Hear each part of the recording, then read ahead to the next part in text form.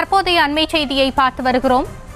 நாடாளுமன்ற தேர்தலில் நாம் தமிழர் கட்சிக்கு மைக் சின்னம் ஒதுக்கப்பட்டிருக்கிறது. அது குறித்தான அண்மை செய்தியை பார்த்து வருகிறோம்.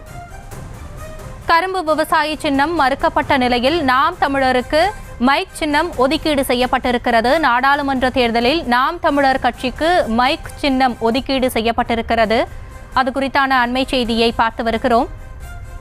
கரும்பு விவசாய சின்னம் மறுக்கப்பட்ட நிலையில் நாம் தமிழருக்கு மைக் சின்னம் ஒதுக்கீடு செய்யப்பட்டிருக்கிறது. அது குறித்தான அண்மை செய்தியை பார்த்து வருகிறோம்.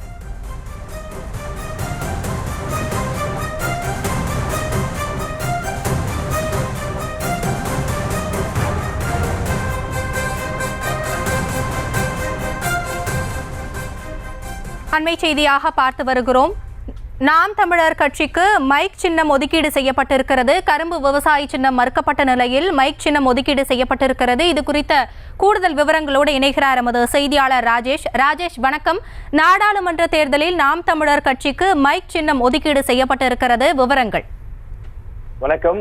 வரக்கூடிய நாடாளுமன்ற தேர்தலில் திமுக, அதிமுக ஆகிய கட்சிகள் தங்களுடைய சின்னத்திலே போட்டியிடக்கூடிய நிலையில் அதே போல மற்ற கட்சிகளுக்கும் அங்கீகாரம் பெற்ற கட்சிகளுக்கு அவரவர்கள் சின்னம் ஒதுக்கப்பட்டிருக்கிறது. நாம் தமிழர் கட்சியை பொறுத்த வரையிலே கரும்பு விவசாய சின்னத்தில் கடந்த 5 தேர்தல்களில் அவர்கள் போட்டியிட்டு இருக்கக்கூடிய நிலையில், அதாவது இடைத்தேர்தல், சட்டமன்ற தேர்தல், நாடாளுமன்ற தேர்தல், உள்ளாட்சி தேர்தல் போன்றவற்றிலெல்லாம் கரும்பு விவசாய சின்னத்தில் தான் நாம் தமிழர் கட்சியினுடைய வேட்பாளர்கள் போட்டியிட்டு இருந்தார்கள். எனவே வரக்கூடிய நாடாளுமன்ற தேர்தலிலும் அதே கரும்பு விவசாய சின்னம் ஒதுக்கப்பட வேண்டும் என கோரிக்கை வைத்தார்கள்.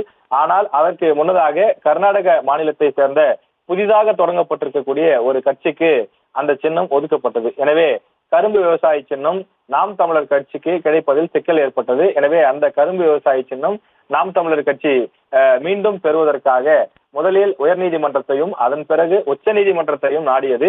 ஆனால் எங்குமே அவர்களுக்கு உரிய தீர்வு கிடைக்காத காரணத்தால், ஏனென்றால் அந்த சின்னம் ஏற்கனவே வேறொரு கட்சிக்கு ஒதுக்கப்பட்டுவிட்ட காரணத்தால் மீண்டும் அவர்களுக்கு கரும்பு விவசாய சின்னத்தையே ஒதுக்க முடியாத ஒரு சூழல் ஏற்பட்டது.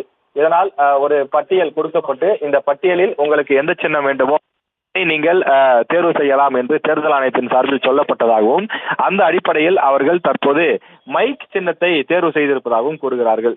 மைக் சின்னம் எதற்காக தேர்வு செய்தீர்கள் என நாம் தமிழர் கட்சியினுடைய சில நிர்வாகிகளிடம் நாம் பேசியும் போது அவர்கள் சொல்லக்கூடிய அந்த விஷயம் என்பது, எங்களுடைய கட்சி பேசி பேசியே வளர்ந்த கட்சி. எங்களுடைய அண்ணன் சீமான் என்று சொன்னாலே அவருடைய பேச்சுத்தான் எல்லோருக்கும் ஞாபகம் வரும். அவரை எதிர்த்து பேசுவதாக இருந்தாலும், பாராட்டி பேசுவதாக இருந்தாலும், அவர் கத்தி உறக்க பேசுவதுதான் எங்களுடைய அடையாளம். எனவே எப்போதும் எங்களுடன் பயணிப்பது மைக். அந்த மைக்கையே நாங்கள் சின்னமாக பெற்றுள்ளோம் என குறிப்பிட்டுள்ளனர்.